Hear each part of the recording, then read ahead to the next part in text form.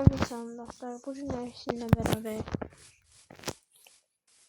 Minecraft'ta necə yapılar inşa etmiş olar size bunu öğreteceğim.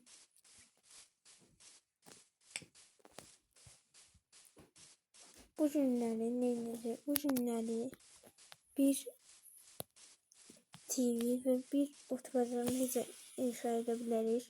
Size bunu öğreteceğim ve gelin videoya. Birinci dostlar,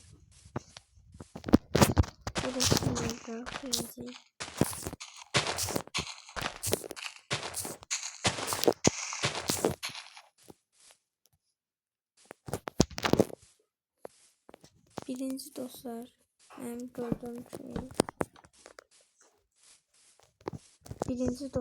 gördüğüm kimi bunları koyup tahta bloklar koyup yanlarına belə əlavə edirsiniz.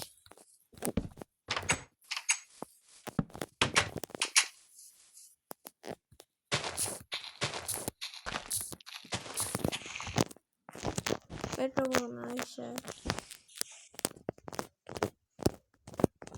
yine isteğe bağlı belə halta şimdilen bunları əlavə edirik.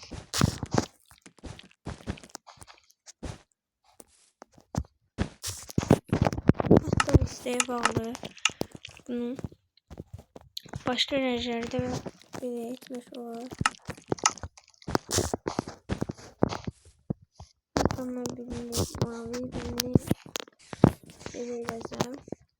Tabii ki bu isteğe bağlıdır ve qabağına ise böyle 4 tane tahta blok yerleştirip qabağına yine isteğe bağlı belə koyuruq. İndi yəni elə bir televizordur kimi görsənsin deyə. Mən bir dənəsini ayda getdi, bir dənəsini çox sevdiğim onu koyacağım. Yine de bu isteğe bağlı ve bu isteğe bağlı ben bunu koydum ve yine yanlara böyle şeyler ve yanlara yine böyle çiçekler koyuyoruz. Bunu etmeyin. Orada da bir şartlayıcı. Bunu yalnızca evin içinde edersiniz. Ben video taşıyan diye bunu burada yazacağım.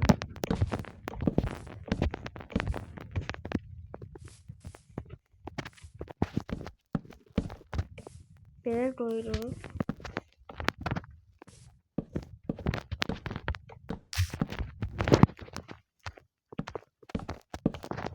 Böyle koyuyoruz ve buraya dağıtıyoruz.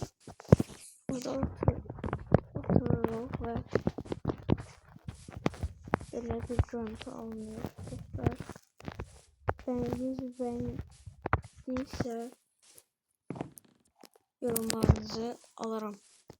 Yorumlara istediğiniz şeyler yazabilirsiniz ve edebilirim. Ve bezecici olsun diye yere de bazı xalçalar əlavə etmiş olar. Mesela mən edirəm. Mesela yaşıl ve burada pembe olur. Buradadır dostlar. Sağ olun, sağlıkla kalın.